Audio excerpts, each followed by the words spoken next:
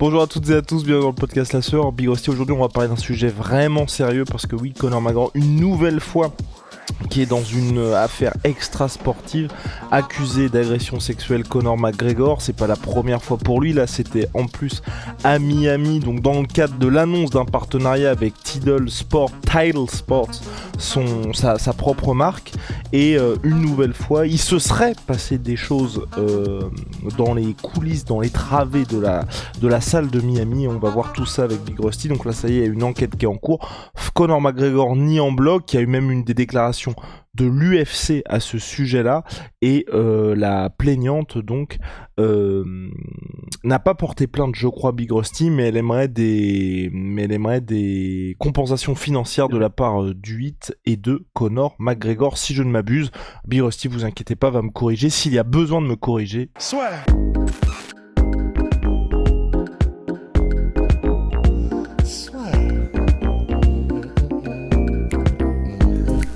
Paris sur le MMA avec Unibet. Quelle sera l'issue du combat? Une soumission? Un KO? Paris sur les meilleures cotes avec Unibet.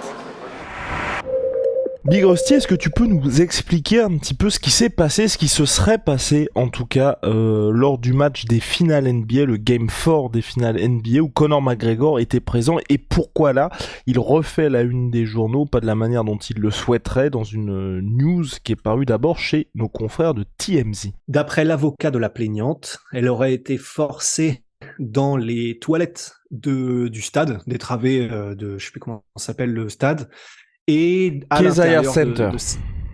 Voilà, et à l'intérieur de ces toilettes, il y aurait eu Conor McGregor l'aurait forcé, donc l'aurait embrassé de force, l'aurait forcé à avoir du sexe oral, et après ça, il aurait ensuite tenté de la sodomiser. Et ouais, donc Big Rusty, les accusations sont extrêmement graves pour Conor McGregor, ce qui a fait que l'UFC a même réagi. Les représentants aussi de Conor McGregor ont expliqué à TMZ que toutes ces accusations étaient fausses et que Conor McGregor ne sera pas intimidé. Et donc depuis ce qui s'est passé, parce que il y a eu aussi la version des faits donc de la plaignante expliquait que qu'elle aurait été encerclée, on va dire, par le staff des Nuggets et le bodyguard de Conor McGregor, donc le garde du corps de Conor McGregor, et depuis une vidéo a fait surface où on voit finalement que la personne en question semble aller, parce que là encore on marche quand même sur des œufs, semble aller de son plein gré aux toilettes avec Conor McGregor, mais c'est vrai que il y a quand même ce côté intimidé par la situation qui peut aussi jouer. On se met vraiment des deux côtés parce que là ça vient juste de sortir. Ouais, voilà, c'est ça. En fait, de toute façon, tant qu'il n'y aura rien qui aura été prouvé, qui sera ressorti, etc., on va bien se garder d'avoir des opinions arrêtées sur quoi que ce soit. Personnellement, je crois rien ni personne de toute façon. Et en fait, on a tellement eu ces dernières années des deux côtés, c'est-à-dire évidemment des véritables viols de la part de personnes qui ont utilisé leur influence ou qui le font, même que ce soit psychologiquement ou physiquement, qui utilisent des leviers pour forcer du coup des femmes à se plier à leur désir. Mais on a aussi eu quelques cas quand même de mensonges aussi de l'autre côté. Donc de mensonges parce que comme la personne est célèbre, donc là on la personne de Conor McGregor, et il y en a eu pas mal d'autres pour lesquels c'était le cas aussi, de stars du foot américain, de stars du basket, d'acteurs, etc. Et comme on a déjà eu aussi ce cas de figure c'était consensuel, mais après coup, du coup, la plaignante vient dire non, c'était un viol, et je vais porter plainte et j'exige une compensation financière. Du coup, voilà, on n'en sait rien, je sais pas trop. La situation là où on a les vidéos de Conor McGregor qui prend la fille par la main, bah effectivement, elle semble venir de son plein gré, mais je suis d'accord avec toi, c'est vrai qu'on peut aussi se mettre dans le cas de figure où elle est dans une situation où c'est difficile. Elle peut dire non, évidemment, on peut toujours, mais c'est vrai qu'il y a clairement une influence, a priori, parce que il y a Conor McGregor qui a bloqué les toilettes visiblement exprès avec 3 mecs du staff et son garde du corps, et qui lui dit vas-y viens. Et enfin c'est une situation, c'est vrai que c'est compliqué de dire non et de demander des explications puisque ça va vite, c'est Conor McGregor, il y a du monde, enfin voilà, c'est vrai que c'est pas évident non plus à gérer. Après, voilà, ce qui s'est passé à l'intérieur, bah, j'en sais rien et personne n'en sait rien à part eux et ceux qui s'y trouvaient. Mais voilà, pour la situation en elle-même. Et donc, comme tu l'as dit, pour l'instant, l'avocat de la plaignante est en mode, on va d'abord essayer de trouver un arrangement avant que ça n'escalade plus loin. Donc là, ils n'ont pas porté plainte apparemment. Ils sont juste en mode, on va essayer de trouver le moyen de trouver quelque chose à l'amiable. Et puis voilà où on en est. En fait, il y a eu, j'ai l'impression, pas mal de cas comme cela pour Conor McGregor ces dernières années. Il y a eu aussi des trucs complètement avérés.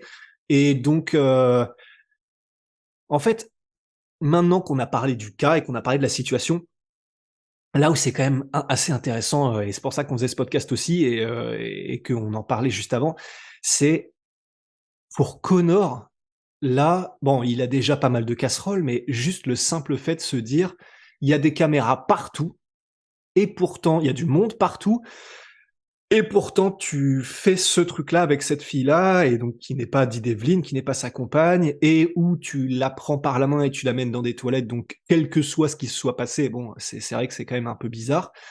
Et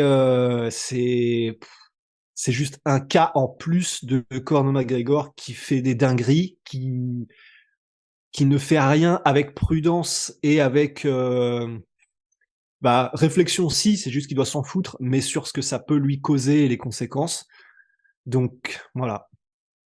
Tu fais Non, quoi là? non, c'est terrible. J'étais en train de justement regarder un petit peu plus d'informations sur ce qui s'est passé et justement il y avait même à Junkie qui avait fait un petit peu un historique de ce qui s'est passé pour Conor McGregor. C'est vrai que donc il a déjà été accusé plusieurs fois d'agression sexuelle. Donc il y a eu 2 fois en mars 2019 et octobre 2019, septembre 2020 en Corse avec un cas qui a été ensuite drop. Donc les plaintes ont été abandonnées, c'est ça? Ouais. Ensuite, en 2021, il a fait face à un procès pour un incident qui daterait de 2018. Et cette année, il avait été accusé aussi d'avoir attaqué une femme sur un yacht à Ibiza. Et pour tous les cas, c'est ce que précise MMA Junkie et qui est quand même très important, il n'a eu aucune punition légale, aucun legal punishment pour aucun de ces cas-là. Mais c'est vrai que pour Conor, comme tu le dis, ça fait de plus en plus d'extra sportifs et c'est, enfin, Oh, on a ça, un John Jones bis quoi. exactement. Ça reste un athlète et c'est très dommage de le voir plus, qu'on entende parler plus de ça que de ses exploits sportifs ces derniers temps.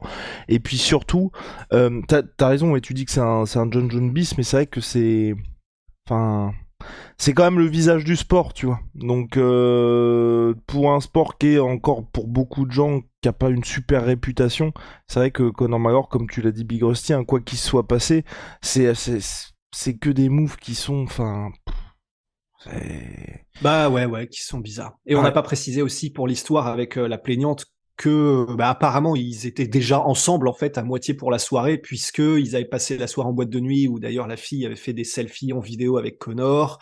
Donc ça veut dire qu'ils devaient passer du bon temps avant et puis elle était assise apparemment d'après ce que j'ai compris à côté de lui dans le match de basketball et puis quand donc c'est l'avocat de la plaignante qui dit que quand il y a un gars des Nuggets du staff qui est venu la chercher il dit ma cliente pensait qu'il retournait à l'hôtel 4 saisons puisque en gros c'est là qu'elle avait rendez-vous avec Conor McGregor. Donc ils étaient déjà en contact et ils passaient déjà du temps ensemble quoi. Donc c'était pas une fille random aléatoire que les mecs sont allés chercher de nulle part. Mais ouais, et voilà, enfin c'était simplement pour être complet là-dessus. Et effectivement, bah voilà, c'est que moi je connais de plus en plus de gens qui connaissent pas le MMA et qui me disent, enfin quand tu leur parles de Conor maintenant, ils le connaissent plus par ça que par ses exploits dans la cage. Mais vraiment, hein. Et là c'est chaud. Ah Conor McGregor, ah ouais, c'est lui accusé du coup de viol et tout ça là. Enfin du coup ils disent pas comme ça, ils disent directement c'est lui le violeur. Enfin tu vois. Donc c'est évidemment il s'en fout Conor McGregor, mais bah ouais pour nous les fans de MMA ça la fout mal quoi. Entièrement d'accord, Big Rusty, parce que c'est vrai qu'à chaque fois, quand il se passe des choses comme ça a vraiment des répercussions qui sont assez énormes, comme on l'a dit. Là, il y a eu donc une réaction de l'UFC, du Miami Heat et de la NBS qui vous donne quand même l'importance du truc et ce qui est normal au regard des accusations qui sont quand même assez lourdes. Je pense qu'on a fait le tour sur la question Big Rusty. Ce qui est important aussi de dire, je sais pas si on avait précisé, que depuis la sortie de ces vidéos-là, la plaignante avait changé aussi également sa version des faits, donc on vous tiendra au courant sur ce qui se passe de toute façon. Je pense que vous êtes tous déjà au courant là aujourd'hui, mais de ce qui va suivre pour ça. Et ce qui est important aussi, c'est concernant le retour de Conor McGregor, c'est sportif. C'est vrai que l'UFC, généralement, ils attendent quand même que ces cas-là soient résolus avant que le gars soit de retour dans la cage. On se souvient que John Jones avait été destitué de sa ceinture en 2015 après le délit de fuite. Conor McGregor aussi, ils avaient un petit peu attendu que ça se passe, que soit pour l'enquête, je crois, pour agression sexuelle, mais aussi ce qui s'était passé avec l'affaire du chariot contre le bus. Donc vraiment ils ont à raison, hein, parce que ça reste une entreprise, ils ont pas envie de se mêler de tout ça et puis faire la promo d'un mec qui est quand même dans des situations un petit peu compliquées. On va terminer là-dessus, Big Rusty. L'UFC, tu veux dire? Ouais, l'UFC, ouais. Dans le sens, quand je dis pendant que dans le sens, quand je dis ça, pendant qu'il y a des enquêtes en cours. Une fois que c'est passé, c'est parti, ça reprend. Ah oui. Mais, oui, dans le sens, tu vois, John Jones, quand il avait été destitué, c'était pile au moment où John Jones il faisait face à ça, tu vois. Ouais, non, c'est vrai. Oui, parce que je pensais quand tu parlais de promo que tu disais ils avaient pas fait de promo par rapport au truc dans le, enfin, tu sais, quand il avait jeté son diable sur le chariot. Ça, la promo, il l'avait faite. Alors que juste après ça, Dana White avait dit c'est le truc le plus dégoûtant qui soit passé dans l'histoire de l'UFC. Ah bon. Ouais. Enfin, à suivre en tout cas, Big Rusty.